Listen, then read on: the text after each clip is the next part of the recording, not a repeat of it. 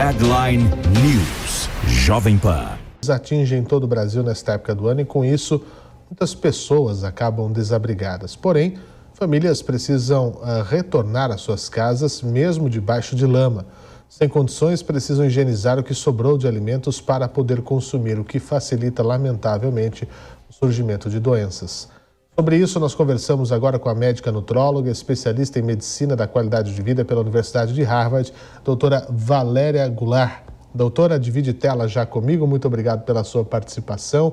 Uma ótima noite, seja bem-vinda. Muito obrigada por essa oportunidade.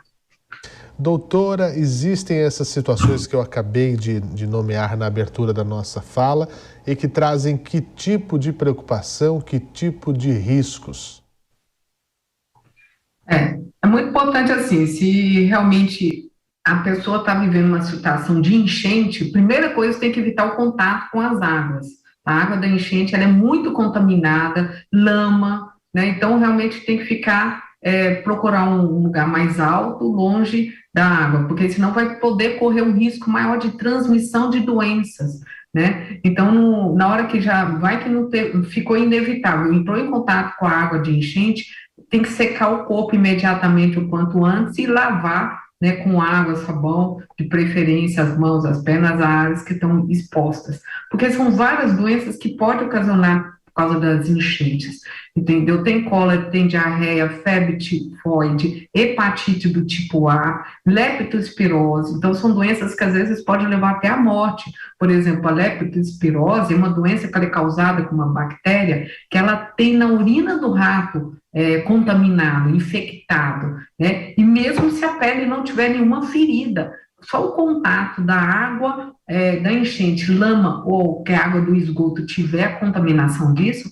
a pessoa pode acontecer essa doença com ela, que às vezes pode surgir de 3 até 14 dias depois que teve enchente. Então, às vezes a pessoa não vai nem lembrar desse fato, mas é muito importante diferenciar, porque a pessoa pode ficar cansada, ter febre, dor na cabeça, dor no corpo inteiro, principalmente nas panturrilhas, né? Às vezes até confunde um pouco até com dengue, né? Tem que diferenciar de outras doenças que vêm pelas enchentes. A hepatite A, por exemplo, é causada por um vírus, né? E também vai ter a mesma coisa, febre, cansaço, às vezes a pessoa fica com falta de apetite.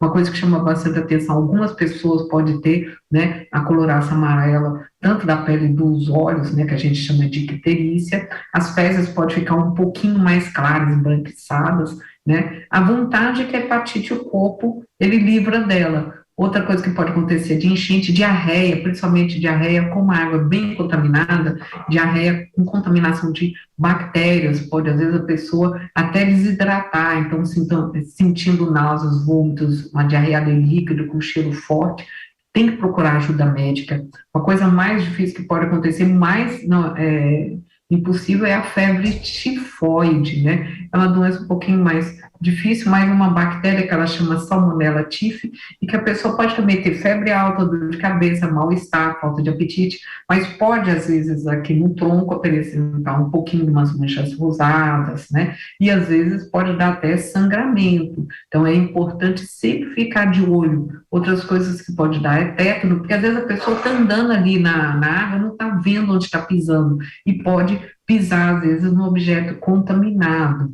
E depois das enchentes, tem que tomar cuidado também, a água parada, né, essas poças de água, vai poder servir de criadouro, né, para o mosquito Aedes aegypti, que é o transmissor da dengue, né, que é através da picada da fêmea, né, então também tem que tomar cuidado, e também vai apresentar, se a pessoa mora em casa, pode vir animais peçonhentos, né, porque, por exemplo, escorpião, aranhas, até cobras, né, então elas tá inundado o abrigo delas, então isso pode até invadir as casas. Então, tomar muito cuidado em todos esses aspectos quando a pessoa está vivendo uma situação de enchente.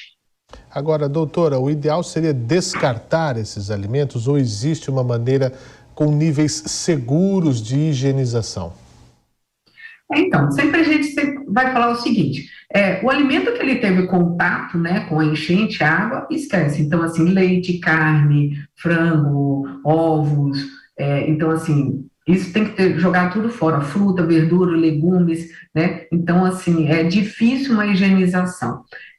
Principalmente, assim, às vezes aquele local fica sem energia elétrica, né? Então, se, por exemplo, ficar a geladeira, né, desligada, sem energia elétrica, né, que mais de 2 horas, né, principalmente aqueles alimentos, né, que foram, resto de comida, né, alguns vegetais, tudo que tiver na geladeira mais de 2 horas que não houve a energia elétrica, tem que jogar fora. O freezer, se ele estiver bem fechadinho, ele ainda aguenta 24 horas, né, os alimentos que estão congelados ali ainda vai, entendeu? Então, assim, algumas embalagens, né, por exemplo, bebidas, refrigerante naquelas garrafas PETs, né, geralmente aqueles leites na forma de saquinhos, grãos ensacados, né? Normalmente, às vezes, sempre tem um buraquinho, alguma coisa, que ele vai acabar se contaminando, entendeu? Então, assim, é um cuidado muito grande que a pessoa tem que ter.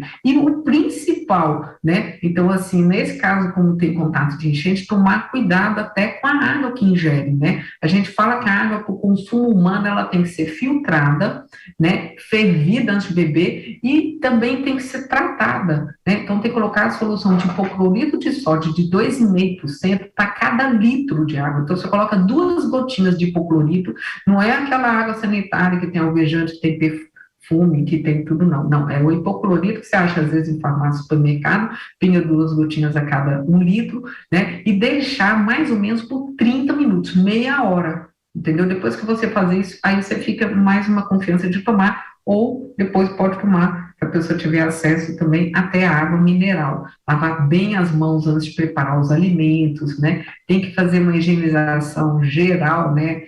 De tudo, né? Limpar a casa. Antes disso, tem que colocar de preferência, se tiver botas, né?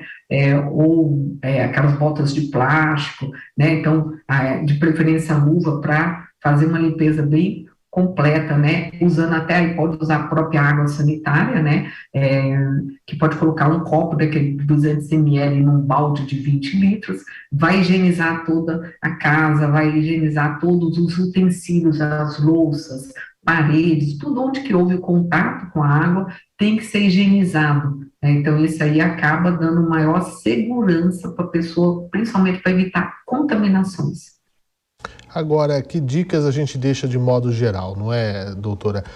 Nós que vamos fazer as compras, às vezes nós estamos vendo os alimentos já embalados ali, bacana no supermercado, e nós temos que ter cuidados também com isso, porque por conta da procedência, hoje já é mais seguro. O que nós devemos fazer quando chegamos em casa com vegetais, com legumes, frutas, verduras, com alimentos industrializados? Nós temos que verificar sempre a questão da validade. Os supermercados hoje estão cada vez mais fazendo promoções de produtos próximos ao vencimento, até pela alta do preço, né, das coisas. A gente tem que estar atento a tudo isso. É muito importante isso, né? Porque às vezes a pessoa está lá, tem uma promoção, está no supermercado, faz uma promoção relâmpago, e aí a pessoa vai comprar, principalmente alimentos perecíveis, né? Então, assim, comprou um queijo, um presunto, apresuntado, tal, e geralmente, muitas vezes, aquela promoção relâmpago é porque o alimento está próximo de ser vencido. Então, sempre olhar a data de validade, ver se a embalagem não está rompida, amassada, né? Então, isso é muito importante, né? A coloração do alimento também tem que ser observada. Então, acho que se a pessoa está no supermercado e vai fazer a compra de um alimento, sempre tem que tomar cuidado em tudo, né? Se aquele vegetal também, se não tem bichinhos, se o aspecto dele está normal, e a validade, eu acho que é importantíssimo ser observado. Pois é, nós temos que ver a questão das embalagens, ver cada um desses pontos e, na dúvida, optar por não consumir. Eu queria muito agradecer à doutora Valéria Goulart, nutróloga, médica especialista em medicina da qualidade de vida pela Universidade de Harvard, por dar dicas tão importantes para a gente, porque a alimentação é fundamental e, feita de maneira correta, leva a vida numa situação ainda melhor. Doutora Valéria, é sempre bom tê-la aqui, é sempre um prazer. Volte sempre à nossa programação. Muito obrigada, e para todos os telespectadores também que estão aí. Muito bem, boa noite. 11 horas.